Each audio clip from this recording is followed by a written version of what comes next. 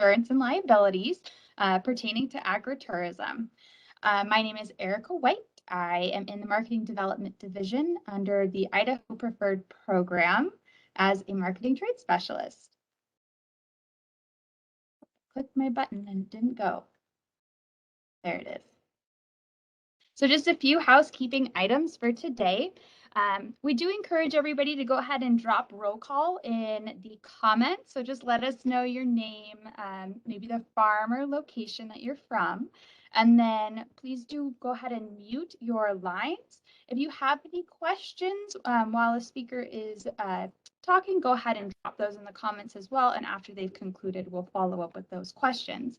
And then also this event is being recorded today for educational purposes, just for future agritourism information. So a little bit about Idaho Preferred. It is our mission to help promote, connect, and educate our Idaho producers to help them grow their marketplace. And this Idea Barn series is a series of workshops, roundtables that we've been developing in order to help with the educational side of our agricultural industry for our farmers, our ranchers, and our food crafters. So we look forward to being able to bring you guys more in the future. After this has concluded, this event today, you'll be able to respond to a follow-up survey with interest in potential topics that we can discuss in the future.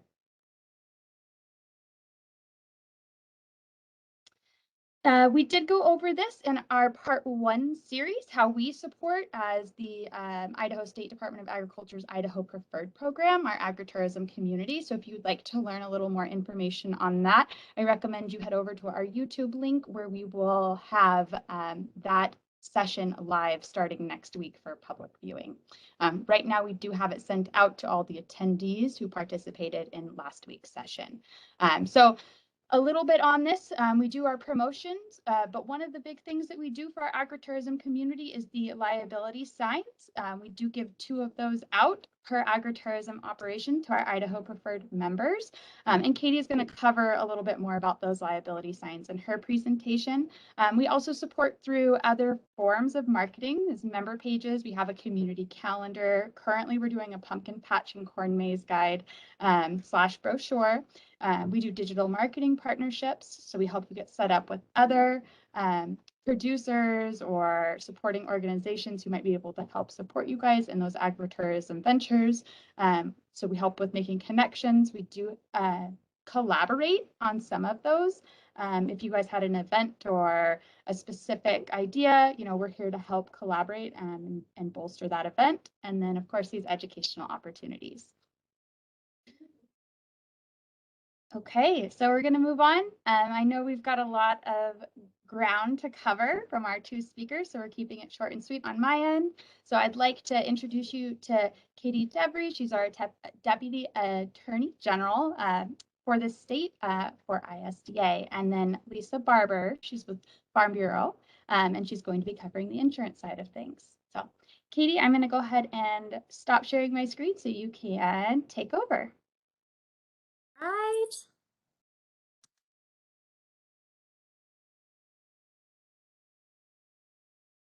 Can you see this? Yes. All right, I'm going to go ahead and actually go to that part. Okay, so as Erica said, my name is 𝗏𝗏𝗃𝗏. I am ISDA's Deputy Attorney General. I'm an employee of the Attorney General's office, and I'm assigned to Department of Ag. I've been with them for almost 4 years now, and it is my dream lawyering gig. And that's because I grew up on a farm. I'm just not multifaceted or talented enough to be a crop specialist, a veterinarian, all of the things that farmers are. So here I am. Before we get down to business, I'd like to do 2 legal disclaimers here. And first, this presentation is not an official opinion of the Attorney General's office. This is simply my review of the law done for this little gathering. And second, this presentation should not be construed as legal advice. If you have legal questions regarding your operation, those should be directed towards your personal attorney. Throughout the course of this presentation, you'll see that each situation is highly dependent on individual facts. Therefore, it's critical that you speak to an attorney about your own operation if you ever have like real questions pertaining just to you. All right, so moving on to the actual presentation itself, what are we covering today? We are covering Idaho's Agritourism Promotion Act. We're going into definitions. We're going to talk about requirements to be covered by the Act's protections, additional statutory protections found in Idaho Code, and some additional considerations. You can think of this almost as broken into two pieces, and they're kind of almost backwards now that I think about it in retrospect. But the first part is going to be putting out fires, and then the second part is going to be preventing fires in the first place. And another thing I might mention is we are not talking any kind of federal law here. I know there's in the works potential federal agritourism legislation, but right now we're only talking about state of Idaho agritourism legislation. All right, so the first thing that is covered in Idaho Code is the statute's purpose. This first slide I've provided you is Idaho Code section 63002, which addresses Idaho Agritourism Promotion Act's purpose. I won't read it to you, but boiled down, it has two key pieces. Number one, it shows that the Idaho legislature values Idaho agriculture and sees value in sharing farm life with people who are removed from everyday agricultural experiences. In order to promote the sharing of agricultural opportunities and experiences, the Idaho legislature has chosen to remove potential liabilities involved with agricultural experiences under certain circumstances. I'll give you a few seconds to read this on your own, just because it might actually make you feel good to be appreciated.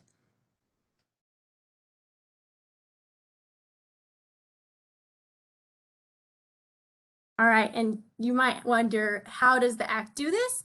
The Act provides an affirmative defense that agritourism professionals may invoke in response to personal injury or wrongful death claims by an injured participant. So just in lay people talk, you're going to be saying, yes, they were hurt on my agricultural tourism operation, but under the definitions of the statute and the requirements of the statute, I am not responsible for their injury or death. All right, so now we're going to... I have a question about that. I'm so sorry. No. This is Robin. I'm actually glad you talked. I was afraid that I wasn't hearing things. Okay, so I'm sorry if I'm messing up your program, but I do have a question in regards to that code. Is that the one that has to be posted in plain view? Okay, yes, and we are getting... Okay. So that is later on in the presentation, and we've got some cool things going on with the warning sign. Okay, thank you. Yeah, of course. Okay, so first things first, we're talking definitions, and I have devoted a substantial part of this presentation to definitions because they are absolutely so super critical. I can't emphasize that enough. If your operation does not meet the definitions found in Idaho's Agritourism Promotion Act, then you will be barred from invoking the Act's protections. Or alternatively, you might be spending a significant amount of time and money resources arguing that you do fit into those definitions. So the best way is to kind of review those and evaluate for your own operations, where do I fit in? How does my agritourism business fit into these statutes? All right, so the first one is the definition of agritourism activity. And luckily, the statute is very short and there's only, I think, 5 definitions that we need to go over, because I know that this looks a little bit like word salad. But I'm going to give you a minute to read this to yourself, just because I know how annoying it is to have somebody read to you. So I'm going to go ahead and give myself like a 10-minute clock or 10-second clock.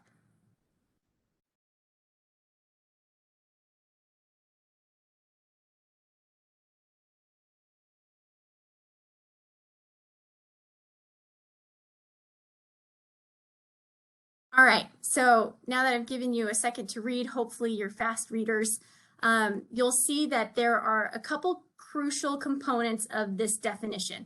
You've got an agritourism activity, which means anything that is, or not anything, but an activity that is carried out, number one, on the farm or ranch. So location is important. Number two, the activity involves members of the general public. Number three, the activity is for recreational, entertainment, or educational purposes. Luckily, we have this vast list of things that are considered agritourism activities. And that list is not all inclusive. It states that it's included but not limited to. So you can make lots of creative arguments that certain things do fit into this, as long as they have that farmer ranch component, the members of the general public component, and that recreational, entertainment, or educational value purposes component. And so I like to look at this kind of as this silly little formula. So if you can meet all of those things, you've got an agritourism activity. So going back to this statute, you might think, well, I don't run a petting zoo. I don't run a bed and breakfast. I don't have a farm festival. Do I still fit here?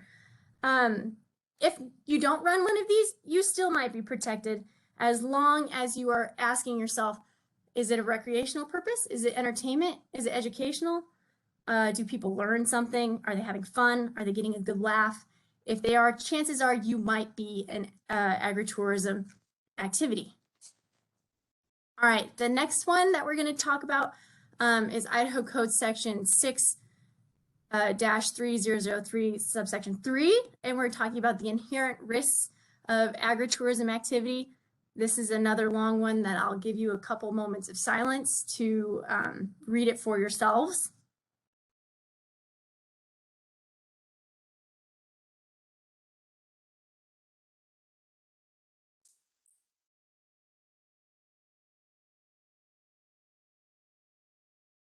Hopefully that was long enough. I know it's long, but I want to keep moving so that way everybody has time. So what's the purpose of again, a word salad? What's the purpose of this word salad? The purpose of this inherent risk approach is to relieve operators or agritourism professionals, as we'll define later on, from liability resulting from naturally occurring risks over which the ag professional has little or no control. You'll notice here that we're focusing on dangers that are integral parts of an agritourism activity. So you're talking your slippery surfaces, uneven terrain, stacked hay bales, stanchions, machinery belts that snap fingers. If you're doing a U-pick, potentially weeds with prickly spines, animals with teeth, equipment with dangerous components. You'll see later on in the statute that not every danger on the farm is considered an inherent risk. However, those that are integral to farms and their operations certainly are. All right, and now our next three definitions, luckily these ones are nice and short, so you feel like you get a lot done quicker. You've got your agritourism professional. That's you, I'm hoping. You are the person that is engaged in providing an agritourism activity. And you'll notice that it doesn't matter whether you're doing it for compensation or not. If you open your place for people to tour your farm for free, it doesn't matter. That is an agritourism activity and you are an agritourism professional. You're going to look at participant, and you might be wondering, well, where exactly does an employee fit? Do they have a claim for wrongful death or personal injury? If they are the person who is engaged in the business of providing the agritourism activity, they are also an agritourism professional. All right, so the next most important part, we are talking about the actual function of the act, eliminating liability when certain conditions are met. And this one is long, sorry guys, but you're gonna notice some themes here, and you're going to see the actual purpose of the statute, which is preventing liability where there is injury or death of a participant, or when you're talking in torts, which is what this is about, you are also considering the decedents or the injured person's representatives bringing that claim against an agritourism operation. So it covers those two. All right, so I'm going to give you a quick moment to read this because, again, it's long. Katie, while they are reading, we did have a question in the chat room. Okay. Seneca from Franz Whitty asked, do activities, festivals at garden centers count? Okay, well, it depends on if you consider your garden center a farm. And I think because those things aren't defined in Idaho code, you probably have some leniency. If you can say, well, this is where I conduct my growing and I do all of these other activities that would fit onto a farm, you might be able to make that argument. Sorry, I hate giving the it depends answer, but it depends. Also, sorry, I didn't see your question, Seneca, my bad. Okay, so now that I've given you a second to read and also listen to me talk, sorry about that. We have those definitions in mind. Let's talk shop. What does the act actually do? So agritourism professionals are not responsible for injury or death resulting from inherent risks of agritourism activities. Families and representatives will also be barred from bringing wrongful suits against you for the same thing. But this requires a couple things. Number one, it requires that warning that we just discussed previously, and it requires you to probably still get sued. You're not going to get sued, but in order to invoke this statute, you have to get sued and you have to assert it as an affirmative defense. And then in this same section, you're going to look at section 2, which we're going to cover also. And that covers acts that are not covered. So not everything that happens on an agritourism activity or at an agritourism location is going to be covered. And we'll discuss that here in a minute. And then the last part of that you'll notice is that pleading this defense does not eliminate others. You simply just get the option to plead this too. So when that looks like in your pleadings, you could say, well, I didn't do it, but even if I did do it, I'm going to assert this defense. So that's how that works. All right. So you might be thinking to yourself, well, shoot, if this does not absolve me of all liability in every situation, and it doesn't actually stop me from getting sued, and it makes me have to affirmatively do things, what does the statute actually do for me or fix in my favor? And the answer here is surprisingly a lot. And this is because the relationship between landowners and people who are on the land defines the relationship that you guys have. So when a person is invited onto your property, especially when there's like money being passed from hand to hand, that person is an invitee, and invitees are owed a higher standard of care than most normal people, and definitely more than trespassers. And I'm going to talk about that here briefly. So the Idaho Supreme Court has recently discussed premises liability in a 2020 case. So this is very recent.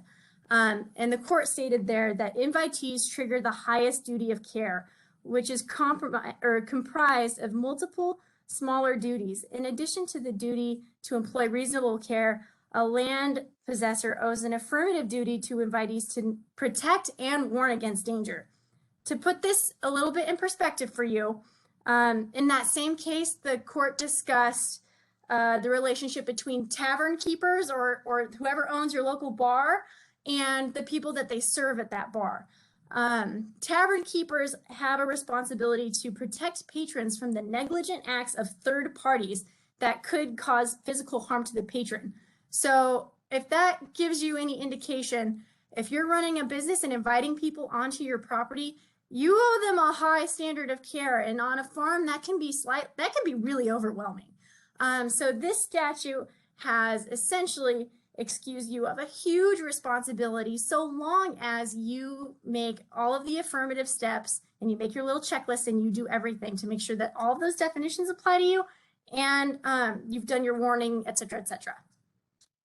All right, so moving on to what we were just talking about, here is the part that's really key. Here is the warning. And I'm not going to read this to you again because I know y'all can read, but the whole point of this part is that there must be a sign that provides notice to the participants that there are risks. And that sign must be in 2 locations. It must be in a clearly visible location at the entrance of the agritourism location and at the site of the agritourism activity. And this notice must contain in black letters with a minimum of 1 inch tall. You can go crazy and have 5 inch tall letters, but the minimum is 1 inch, and it must be minimum 2 places. And if the entrance is where the activity is, that's one sign, but be safe, put it in as many places as there are activities. And following up with that, the next part of this subsection states that in every written contract entered into by an agritourism professional for providing professional services, instruction, the rental equipment to a participant, even if that contract doesn't involve agritourism activities or is off the location of the agritourism site, it must contain in clearly readable print that same warning. So this, you might think of this as something that you might consider in your waivers that we're going to talk about later on. Okay, I'm going to pause again. Oh, where do people put this warning for an Airbnb, or did that say Airbnb? I would say at the entrance to your Airbnb location, and then anywhere else where it's clearly visible. So let's see, let's look at the statute really quick. At the entrance to the agritourism location, if you consider the entrance to that Airbnb, the agritourism location, right there. And if there's other activities happening at your Airbnb, wherever that activity is that helpful? It is. It's just really odd to put a big fat 1 inch letter warning at the entrance of your home. So yeah, a lot less cute. I get it, but in order to be safe, I would do that. Or I mean, if there's no way to really make that cute, you could potentially, I'm trying to think of what the best. I think I have it solved. I mean, we do have one, and it's at an entrance to the farm as in general. Yeah, I was gonna say that might be the best practice, is in the entrance to your farm in general. Okay. And for Airbnbs, I'm not super familiar with it. Are you able to have that in your property description perhaps? It is, but it doesn't meet the 1 inch requirement. Oh, you're right. I would still do it just as a best practice, just to have that in there, because that might be one of those things that people bring in as your contract later. Okay. And just as a request, I guess, of our USDA folks, is maybe to if you could email the participants of this call that code, and so we can pick up the language specifically, that would be great. Yeah. I can't remember the code section name, so recalling that's going to be a challenge. Okay. Well, I will make sure that we have this sent out to everybody in kind of like a recap page. How about that? Thank you. Okay. All right. So those are the requirements for the warning. Now we're going to move on to the actual warning content itself. And Idaho's warning is actually shorter than some other people. So we've got, or some other states. And the warning is as follows. Warning, capital letters, bold, black, 1 inch tall. Under Idaho law, there are risks associated with agritourism, which could lead to injury or death. You are assuming these risks. And then it cites the Idaho Agritourism Code section. Moving on from that actual warning text that is in statute, it tells you exactly what you need to say. That section states that failure to comply with the requirements concerning the warning signs and notices provided in this section shall prevent you, the agritourism professional, from invoking the privileges of immunity provided by the provisions of this chapter. So that sign, if you can find a way to put it in as many places as possible, I would do it. I know that there's only 2 places that are required in code, but the more notice that you can provide to your participants, the better. And this is a sign that the Idaho Preferred Program has made, and they've stated that there's 2 signs per preferred member. I will let Erica handle the details on that, but their sign looks great. So I put it in this presentation for you to see. Thanks, Katie. Yes, you guys, as anybody who's Idaho Preferred member on this call, or if you guys have interest in learning more about the program, just drop your email in the link. We're also going to follow up in an email with everybody and provide just more information about the program in general. But we have, I'll kind of show you it. These large signs. I think you can kind of see, maybe you can't, there it is, that we send out to all of our Idaho preferred members, to each, one for each of the locations required. So if you have more questions, just let us know. Okay, and I'm gonna start hustling up. I realize I'm taking all of the time. I'm not going to talk about taxation status, even though that's part of the Agritourism Promotion Act. It just states that your existence as an agritourism outfit does not change your status into commercial property. Moving on. Are there potential ambiguities in Idaho code? Yeah, there are, unfortunately. So sales only. Does the act cover situations that are sales only with no entertainment? Like you pick, there's obviously some entertainment, but if you just sell stuff on your farm, there's some questions there. You have members present on your farm, but they don't receive any kind of educational, recreational, or entertainment value. This might not be covered, so you might want to consider remedying the situation by adding some kind of educational component. Make a sign that has some kind of like history of your farm or something about your practices. Potentially that could be the best way to remedy that situation. Another common slip up would be forgetting to have all of the agritourism activities at your farm or ranch location. If you have food production done at a different facility that's located off the farm or ranch, you're not going to be able to invoke these protections. So make sure that you double check your locations and all of those things to make sure that they meet the definitions in Idaho code. All right, so we're going to talk now about those acts from before that are not covered.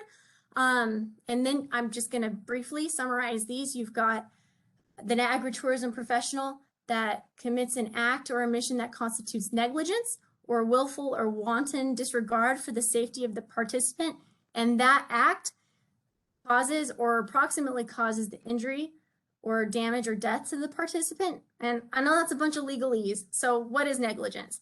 Negligence is the failure to behave with the level of care that a reasonable person would have exercised under the circumstances.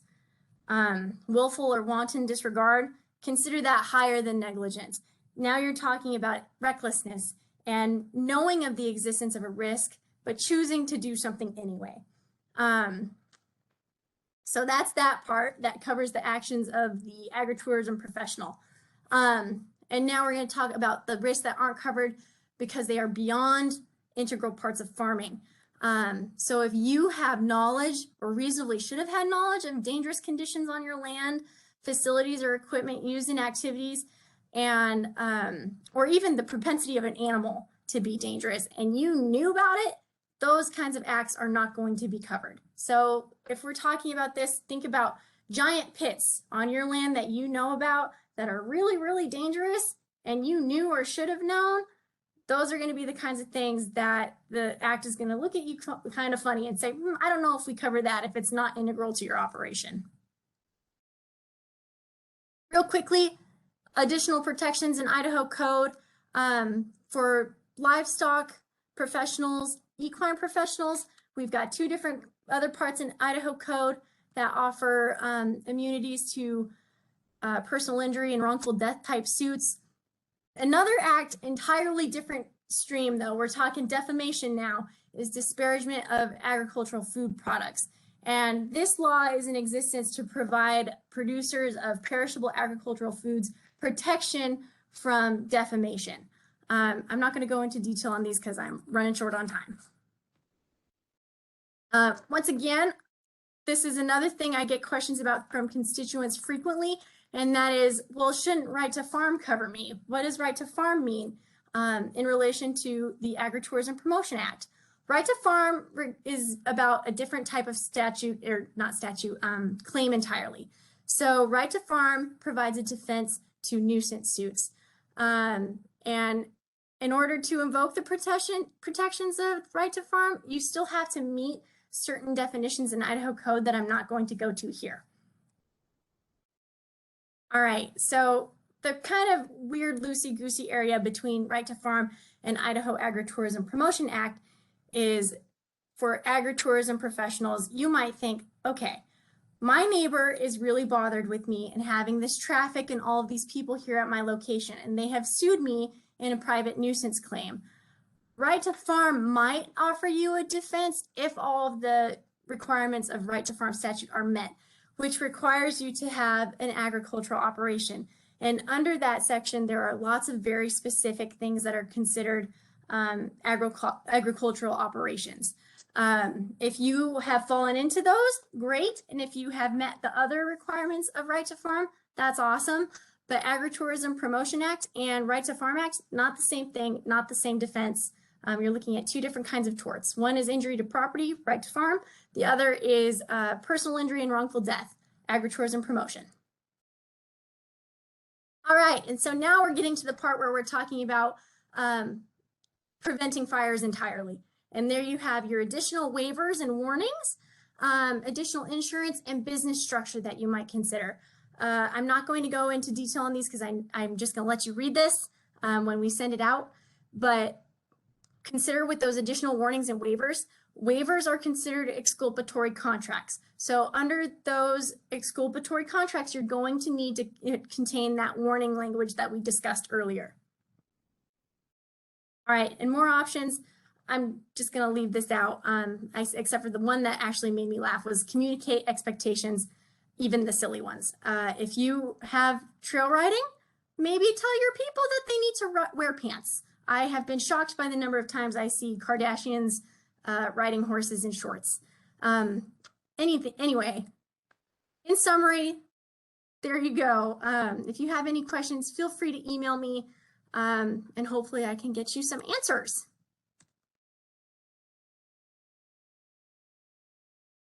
Thank you, Katie. It looked like there was one additional question in the chat. Dawn, can you recall which one specifically? Bailey? Yes, Sharon from Gutierrez Farms. We're hosting farm tours throughout the year, adding weddings late summer. We are approved by the county COP to host a venue. How does this act protect us for venue events? All right, so that's actually a great question because you might be wondering, all right, so certain things might not be covered that you might want to consider with a waiver, right? So I'll get into this part in a second, but when you're looking at weddings, you have got members of the general public, maybe, but then you've also got entertainment value because chances are they're coming to your agricultural location to get some sort of entertainment value. So that's probably covered. But the best way to deal with that is just to have people sign a waiver. For areas where you have ambiguity and you're like, I'm not sure if I'm covered under the statute, the best thing for you to do is to have your own waiver set in place. So for lots of agritourism areas, for example, you might consider foodborne illness or exposure to animal waste. Those are things not covered in Idaho code. And you might consider a waiver for illnesses because that is not the same as, wrongful death or anything else. So yeah, those are areas of ambiguity that you might cover with a waiver just to keep yourself safe. Thanks, Katie. Great. Great answer. Okay, Lisa, it is your turn. If you would press the share button and take over as presenter, you'll be able to share your slides. Sounds good.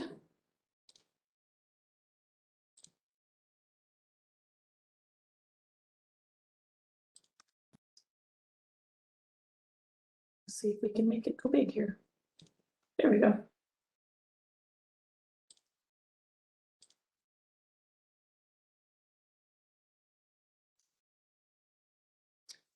Okay, everyone hear me okay and see the screen okay? We do see the screen all right. It's still not showing the oh, there it goes. Good. See it, is it okay now? Great. Okay, good. So welcome everyone. I'm Lisa Barber. I'm the Ag Risk Manager for Idaho Farm Bureau Insurance.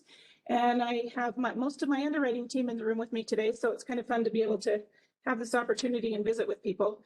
I was a little bit concerned because normally the insurance people are the ones that take the fun out of everything, but Katie got started on that pretty well with all of the laws, so I don't feel so bad today. So let's talk about a little bit with insurance, and we have definitions and those types of things in insurance also. So under the insurance definition, which is pretty close industry standard, there may be a few companies out there that deviate from that a little bit, but agritainment is an agricultural or aquacultural related activity or enterprise described in the insurance schedule that is primarily on the insured location for the purpose of tourism or entertainment and engaged in for monetary or other compensation. So one of the things that you talked about a little bit as far as being covered under the Tourism Act with the state of Idaho is talking about events at other locations. If it's on the policy as an insured location under the insurance, we would provide some liability coverage for that. So that's something I think that the Idaho statute does a great job with agritainment and agritourism.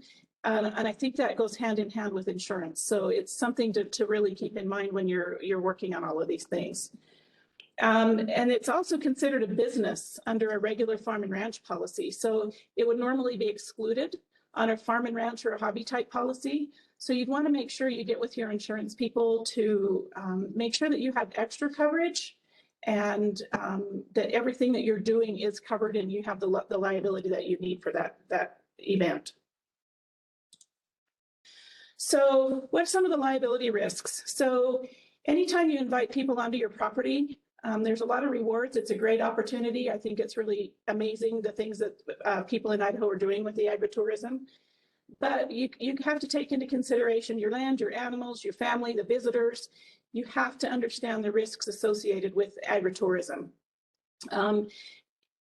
We've had the opportunity to attend a few conferences and virtually, unfortunately, during COVID.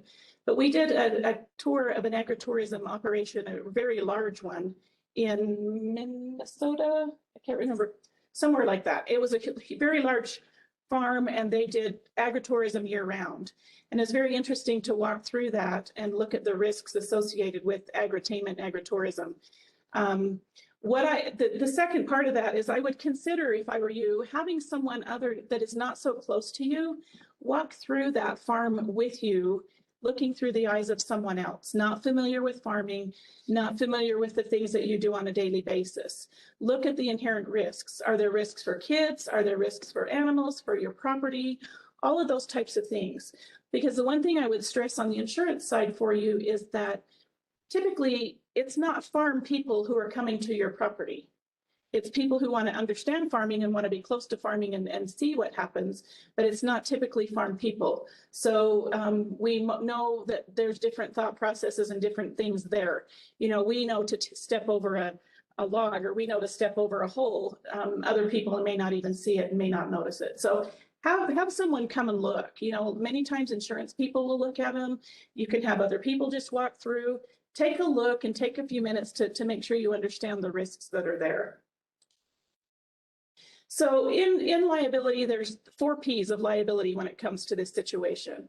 So is there something on the premise that could hurt someone? Is there a product that could hurt someone? If the property is causing an issue, and if an individual personally hurts someone. So liability, you're legally responsible for your actions or inactions that could bring harm to others. If what you did or did not do leads in a predictable manner to harm, then you are negligent. And typically in insurance, for liability, you have to be negligent. So when you look at those 4 items, let's go to the next one. When you look at those, so premise liability, when you think about that, owners and caretakers of land are held liable for if visitors hurt themselves on some defective part. Some of the things that we've seen, and we've looked at a lot of pictures, we've been out on some tours. So when you think about that, if you have a mountain of straw that the kids can play in, or if you have a tire mountain with sand in it, do you run your hand around the inside of those tires? Are there things that kids could cut or hurt themselves on? We've looked at a few items where we've seen petting situations where there's still fence posts that are loose or crooked or sticking out of the ground. It's a trip hazard. kids, when they get to the farm, are just excited to be at the farm. They're not paying attention to all of the risks and the hazards. And most of the time, if somebody's kid gets hurt, then it's a major issue, because that's what everybody notes on is their kids. So really take care of those things, really walk through, see if there's defective items. Are there loose legs on chairs? Are there, any of those types of things? Product liability, we see this with maybe farm to table dinners, or if you're cooking little potato donuts and serving them at the event, or some of those situations. So if you sell or serve and prepare something to someone, you could be negligent. And if there wasn't care taken, if your health department inspections weren't up to date, all of the things that you need to take care of, though you could be liable in that situation. And then property liability, there's two types, and I think Katie touched on these some. A guest physically trespassing on someone else's land, and a nuisance to others. So if you don't have appropriate parking, or if you have a situation where someone drives through the neighbor's lawn trying to get turned around to get onto your place, there could be a trespassing issue, personal liability there. And then there's also the nuisance, where she talked a little bit about if your neighbors aren't really excited about this situation and you are noisy and they don't like the crowds and they don't like the people and all of those types of things, then that's another situation where they could possibly bring suit against you in a liability situation. And then personal liability is actions that you directly take or fail to take that result in harm to others. Not keeping your animals panned. Maybe one of your employees is running the tractor, taking people out to the field. They ran over somebody's foot with the trailer. Those kind of situations are personal liability. So those 4 items in the liability sector are areas where you could potentially see issues. If anyone has questions, shout them out as we go. So here's a few things to talk about for safety. So these are things that I think you could really take action on to prevent some of those liability issues. So parking is a big one. A lot of these areas are out in the country, so they're out away from people. But in peak season or peak times, if you're doing a U-pick or if you have a pumpkin patch or any of those situations, make sure that you have ample parking, adequate at peak times. Make sure that there's good visibility pulling in and out of the parking lot. Do you have parking for handicapped visitors? Is it safe for pedestrians? Do you have good visibility in case somebody's child gets away and runs through the parking lot without being hit? So parking is really a big one. Buildings and bathrooms, are the restrooms clean and well stocked? Buildings, do you have proper wiring? Is it protected so somebody can't get to it? Are there smoke alarms, fire extinguishers, any of those? Hand washing is a big one with animals, with buildings, with food. Do you have hand washing stations or sanitizing stations around? Animals and visitors together, are they pens clean? Are the pens secure? Is there clean bedding? Are there visible signs like we've talked about with the other ones? Not just that you're responsible, but maybe you have a goat that's not really friendly to kids, or maybe they, be careful, they may nibble on the kids' hand because they're feeding them and they're excited. Just caution signs, visible signs, warning signs, any of those things that people can see. And then food safety is really a big one, because you run into big issues with food. Are the employees trained? Do you comply with your health department? Do you clean regularly? Is the trash removed? If you're running stuff during the summertime or year round, trash can be a big issue. You start getting flies around the food stations, those types of situations. Any of those things can cause a liability situation. And then fire and emergency, do you have a plan if somebody gets injured? Is there adequate room for a fire or emergency vehicle to get access to your property? Is your staff trained to deal with those emergencies? Are there first aid kits around? Those are due diligence items that could be construed as, well, you didn't have access to that, or you didn't have those plans in place. And then farm equipment and machinery. So a lot of some of the farms, some of the agritainment items that we see don't have a lot of actual farming other than maybe raising the pumpkins or those types of things. Some of them do. one of the things that we try to be really careful about when we're looking at these exposures and these risks is there a clear separation between the farming and the agritainment? So if you're running a little train, or you're taking the kids out to see the baby animals, or you're doing a blossom tour, or any of those type of situations, is there a clear distinction between where your guests can go and what's off limits to them? So most of you know, a little child is going to see a grain combine, or they're going to see a tractor, they're going to see something sitting in the yard. That's an attraction for them. They're going to run to it. So are those items away when you have those events? Is there fencing, or is there, you know, a guide around that says off limits or something along those lines?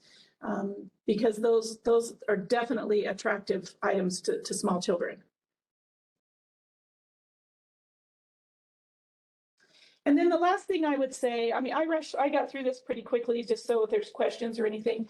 The last thing I would say, enjoy the journey. I mean, there's a lot to it. Farming is an amazing venture in itself. And I think people are so excited to get back to roots and to see, I think everyone should have the opportunity to see how food is raised and where it comes from, that it just doesn't come from the store. But take the precautions, protect yourself. If it can be predicted, it can be prevented. If it can be prevented, it is not an accident. So any of those things that you see, you know, just get that extra set of eyes on your location, on your event, see what's happening with it. And then, well, many things can go wrong, many more things can go right. So think positively about your agritourism business, but understand what the risks are and do your best to be prepared for them. I think that we in insurance, we usually see on this end of it, because we're the main office for Idaho, we see the worst of the worst, but we also see the best of the best. We've seen some beautiful farms. We've seen some beautiful agritainment, agritourism venues and events. And I think Idaho farmers do a fantastic job with it. Just be prepared and have those plans in place. The training, the checklist, the safety lists, all of those things so that you can protect yourself. Questions?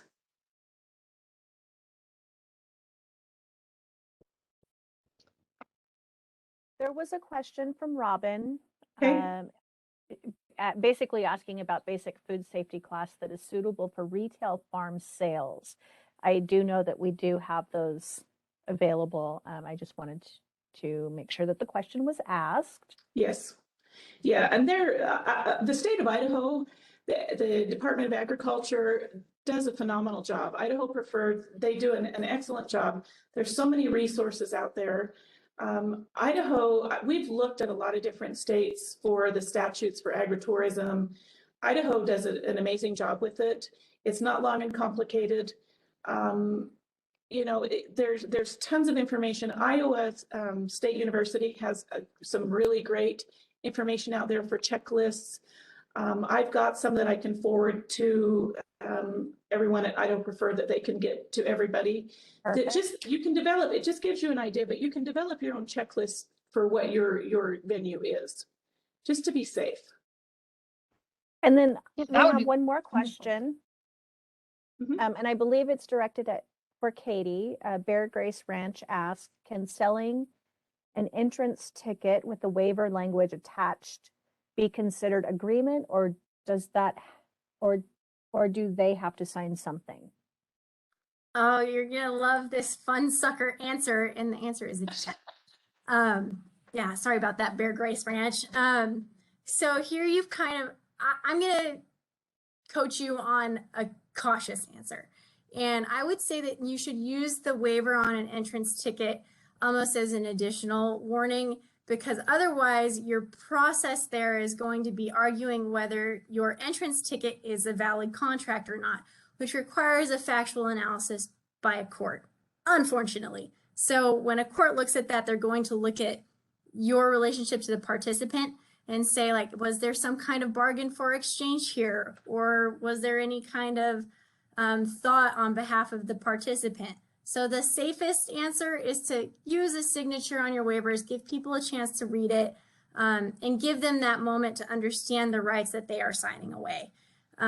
Otherwise, you can just use if you're not using waivers, you can use that as one of your additional warnings that you use to beef up your your notice. Thank you, Katie. Thank you, Lisa and Katie, for both presenting today and just sharing your guys' expertise and experience with all of our attendees. Just as a reminder, we will be sending out this, the link to this in a follow-up email, along with the additional resources that have been requested during the meeting.